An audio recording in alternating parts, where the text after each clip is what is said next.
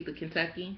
And I'm going to give y'all the review for Love and Hip Hop Atlanta part 2 of 3. Tomorrow they'll be airing the very last episode. And if I look a little bit crazy, it's because I have in neither my contacts or my glasses. So if my eyes start like clicking, bear with me. Now I'm saying I don't got a lazy eye, but still I feel weird when I'm just don't have it on. But I have a glare. And y'all know how aesthetics go. You want to try to look cute for the camera, whatever. Anyways, we're going to be talking about Love and Hip Hop Atlanta. And this one's going to be really short. And you know what? I'm not even going to get that deep. I'm just going to let you know how my perception of how the shit went down. When we opened up the show, we left off last week, you know, Scrappy and the Kingdom and all them niggas was talking about their relationship dynamic and all that shit, and nobody cared. Point blank. No one cared. Moving on, we was ready for this fight. So, we was ready for the fight. The fight was chopped and screwed. We could really see too much nothing. It all stemmed from, you know, Stevie and Jocelyn was talking about it was hot. Everybody in there wearing long sleeve, fucking all sorts of shit. And it didn't look like the temperature was high. So Benzino went on to comment and say, you know, that's that cocaine. As to refer to him, you know, snorting cocaine. It doesn't look like Stevie can afford cocaine, but then again, you know, I always take his money for granted because he does continue to receive checks. Because when you write and you produce, you continue to get checks out of that shit. So maybe he do got money enough to afford cocaine. Moving on. They took that to offense. Althea co-signed, giggling, all that shit. Jocelyn steps up. They step up simultaneously, pretty much. They get up together as a unit to go kick ass to Benzino and Althea. And as much as it's bad, you know, at least y'all got up together, I guess. Whatever. So the rumble in the jungle commences. People is fighting. Hair is going this way, and it's just everywhere. It's too much going on. So from what I saw, I think that Benzino punched Jocelyn at some point. They getting it in. Everybody's on stage for the most part. The only people that are fighting at this point are Stevie, Jocelyn, Althea, and Benzino. Yo, Althea done went to the back grabbing fucking glasses and shit and trying to throw that. And it was just a mess. It was atrocious. So they go, I think they take Jocelyn and Stevie into the back. They get loose. Jocelyn comes loose and start going after Tammy and pull the damn ponytail off, and she just, you know what, I'm not going to say anything. Everybody was joking on Tammy's hair, but in real life, she still had hang time, so I don't know why people was, but we'll move on. That's just people who, they see weave and it's like a big deal. Like, I got a wig on right now and my shit slaughters. Don't care, still cute. Whatever.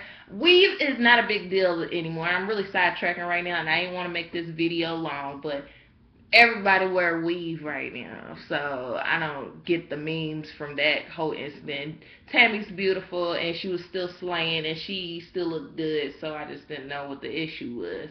Anyways, Jocelyn did take like a big 22 inches worth of some shit off her head and just threw it in. You know, everybody want to throw bottles at Jocelyn, so that's what Tammy reached for. That was her secret weapon. That's what I don't know if she really got him. Dad was trying to help her out, you know, because that's her daughter-in-law. She gonna swing for the thing. So that's pretty much what happened. Jocelyn went into the back, and then she decided she wanted to give Mimi a piece too, and Mimi got some. They went into a hair pulling, tugging match, and that's what happened for the fight. For the rest of the events for the reunion, everybody decided to be Dr. Phil, Oprah, Ayala. Everybody decided they wanted to have this fucking intellectual conversation about drug abuse and all sorts of shit. And they want to break down the characters of Jocelyn and Stevie. And given I don't condone the actions of Jocelyn and Stevie, I do know they partake in some drug use. You know, they doing something. But for all of them up on stage to be talking about them as if they don't do shit is ridiculous. Take a look. Mimi, You got a sex tape out that nobody's even commented on yet. Nico looked like he looked like a rat. The only person up there that I genuinely can't talk too much about is Arian. Because she's just been, she's a square. She's been square all the seasons.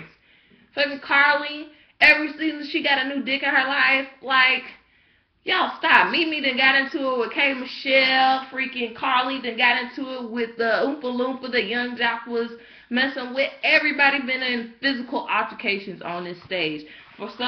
For them to talk about Jocelyn and Stevie like they're some monsters or something, I just wasn't with it. I didn't like it.